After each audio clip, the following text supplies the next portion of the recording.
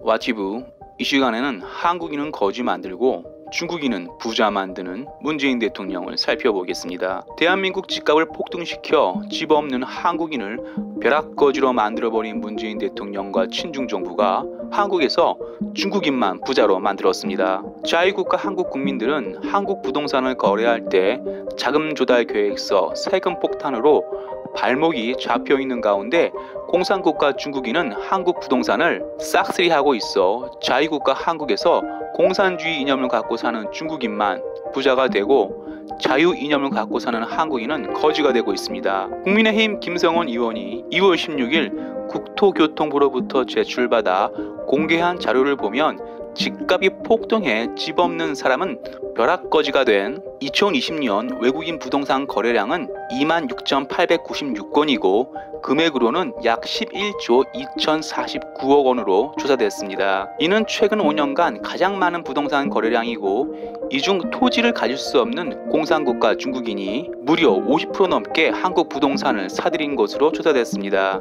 공산국가 중국인들은 문재인 대통령 사회주의 주택 정책으로 집값이 폭등한 2020년 한국 부동산 외국인 거래량의 51.3%인 13,788건을 차지했습니다.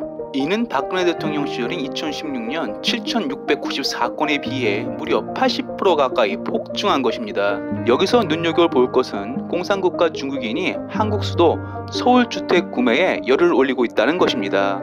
자유한국당 시절 홍철호 의원이 한국감정원에서 받은 자료를 요약하면 2015년부터 2019년 8월까지 외국인 서울주택 구매는 1,341채였고 이 중 중국인이 산 주택은 자그마치 4,773채로 외국인 서울주택 매수 절반 가까이를 공산국가 중국인이 매수했습니다.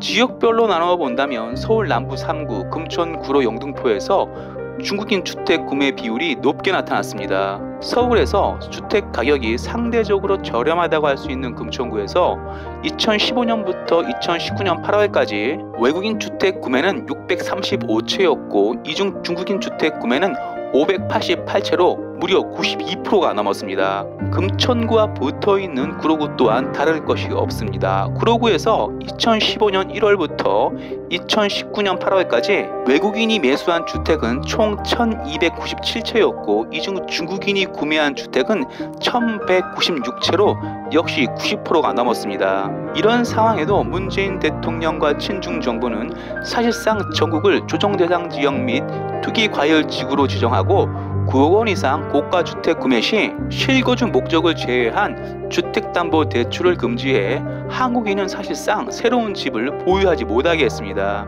한마디로 한국에서 한국인만 투자 목적 부동산 구매를 못하게 하고 공산국가 중국인은 마음껏 한국 부동산을 구매하도록 한 것입니다. 실제로 국세청 세무조사 대상에 오른 30대 중국인은 유학 목적으로 한국에 왔지만 한국에서 아파트 8채를 구매했고 월세를 꼬박꼬박 받아온 것으로 드러났습니다. 중국인은 한국 부동산을 구매할 때 자금 조달 계획서 등을 거짓으로 꾸며도 사실을 확인할 방법이 없기에 한국 부동산을 마음껏 구매할 수 있습니다. 반대로 한국인은 중국에서 토지 구매는 불가능합니다.